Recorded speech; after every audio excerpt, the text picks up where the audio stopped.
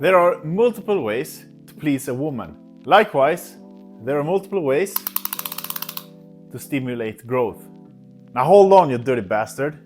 I was talking about circumference and taking your girl out to dinner or buying you flowers or something. Now, when I've established that you're a pervert, let's move on to workout splits and where they rank in my tier list. In simple terms, a workout split is how you divide your volume throughout the week. For example, you might train one muscle group on one day or combine multiple muscle groups into a single session. In most cases, this won't make or break your progress, but it can certainly make it faster or hinder it. We'll start with a true classic here, the bro split. Chest day Monday. Yeah. Okay, so in this split you typically take one muscle group or one body part and train it during one day. And that's all the volume we do for that muscle that week. So for example, Monday is International Chest Day, as most gym goers know. Then you do back on, for example, Tuesday, you skip legs on Wednesday. On Thursday you do shoulders, and on Friday you do arms. This is a really good split for isolation and specialization. So you can play around a lot with exercise selection, and you have a lot of time dedicated to one body part. And this also makes it easier to bring up one body part if it's lagging behind. They are also generally really fun. The cons with this split though is that you only train one body part once a week. It's not ideal for growth, but it's not bad either. Now, volume seems to be the primary driver of growth, meaning how many sets you do per muscle per week. But let's take this example. You're planning on doing 10 sets of chest in 1 week. If you do all 10 sets on one day, the first sets tends to be quite good, and once you go further into the workout, you'll get more and more fatigued, and your last sets will have much lesser quality than your first sets. Now, this isn't a deal breaker, but it's not optimal either. So all in all, I think this is a fun split with good potential. It falls short for me because I'd rather distribute my volume more evenly during the week to ensure a higher set quality for my muscle groups. I'm gonna rate this a B tier. Next up is push-pull legs. Now this one's super popular because it's really simple and straightforward, and it can be utilized by novice, intermediate and advanced lifters. Push day hits chest, shoulders and triceps. Pull day targets back, biceps and rear delts. And legs, yeah, they target legs, obviously. Now what I like about this split is that it's a very balanced split. It trains each muscle group twice a week, meaning higher set quality for all your muscles. And here it's also easy for you to increase volume in your lagging body parts. You can do this by either doing an extra set for that muscle on the particular day, or you can just add an extra set of, let's say, triceps on your leg day. Now, this split can feel a little bit repetitive, and if you're doing 6 days of training every week, you can run into some recovery issues, especially as a beginner and once you start going from intermediate to advanced. The reason for this is because as a beginner, you're not used to training at all, so you need recovery. And when you're going from intermediate to advanced, you will start hitting more and more weight, and your body will need more time to recover. A big con is also that you're spending 6 days a week in the gym. Now you can modify this, so you're doing 4 or 5 days per week, but to make the most out of it, if you're going to do it this way, let's say you're doing a pull session as your last session this week, and you're gonna start on legs next week, okay? So volume is still equal. This, however, will decrease overall volume in the long run, so I don't recommend this. There are better ways to train 4 or 5 days a week, but we'll get there. Now, I would rate this B tier if you're really good at feeling when you need to take rest weeks or deload weeks. I can bump it up to an A tier, but I'm gonna leave it for a B tier because, let's face it, most guys, they're not good at taking deload weeks, me included. I just wanna keep on trucking. Then we move on to an upper-lower split. Here you alternate between upper body sessions and lower body sessions. So this is pretty straightforward type of split. This allows for a high frequency for all your body parts, a pretty flexible schedule, Since you're only training 4 days a week, you can easily patch it around if something is to come up during the week, so you have to skip a day. It's also easier to recover from since you're having 3 rest days per week. And this is not a bad thing, okay?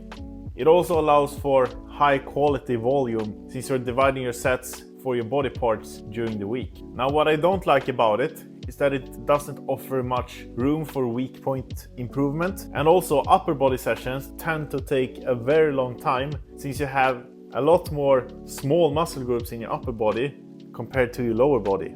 Now, I would generally recommend this split for novice and intermediate lifters. This split is going right into A tier. Next split is a full body split. Now, this is a true classic. You train every muscle group in every session. This can either be done in a more standard 3-day per week format, or you can do a high frequency variant with 4 to 5 days of training each week. Now, for beginners, a full body 3-day per week split is the best way to go 95% of the time. It allows for good recovery, a lot of time to hammer technique in the big lifts, and balanced muscle growth.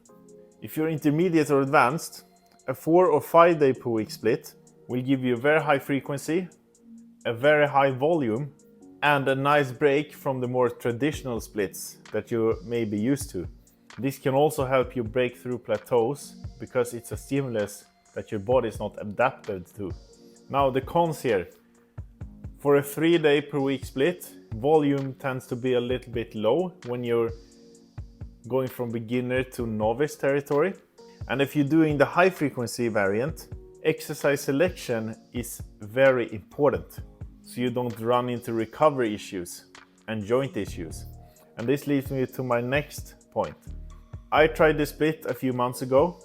I have generally pretty fragile joints, and I ran into some joint issues. So just be mindful if you're trying out this and you've had joint problems in the past.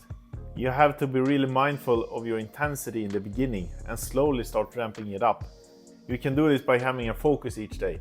Let's say you start Monday with having a leg focus, then you go hard for legs on Monday, and the other body parts you do with a lower RPE. And then you just continue to do this through the week. And once you've done it for a few weeks, you can start ramping up the intensity on all your exercises. So in conclusion, very good beginner split. If you're doing the 3-day variant, high frequency variant, really good for intermediate and advanced lifters stuck on a plateau, or those of you that just want something different to try out. Now, here's a real kicker for you. Hybrid splits. Here it gets good for real. This is where you can mix and match the different types of splits that I've already outlined for you. It's like the best breakfast buffet you can think of. Now, it's hard to list pros and cons here because everything depends on how you choose to mix it. And if I were to include all the types of hybrid splits, this would be a very long video, but I'll just do some examples for you. Let's say you do upper on Monday, lower on Tuesday. Then you do a pull session, rest, pull, legs. That's a typical hybrid split for you. Or you can do push, pull, legs, full body if your goal is more strength oriented. There's a million different ways to do this. But a very big pro that I want you to take with you is that for more advanced lifters that want to bring up lagging body parts, this is a really good way to specialize in those areas or break through plateaus.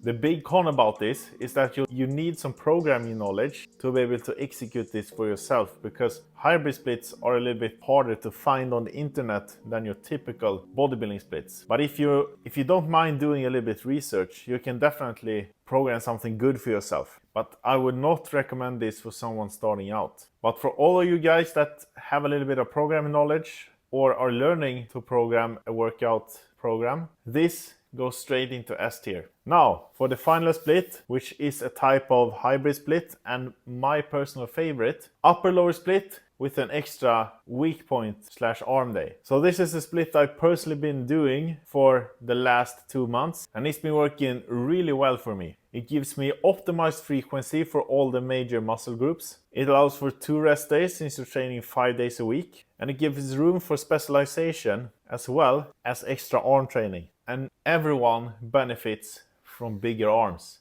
No one in history ever had 2 big arms. except for synthol users. Fuck that shit. Now the big con with this is that it takes a little bit more time commitment when compared to a regular upper lower split.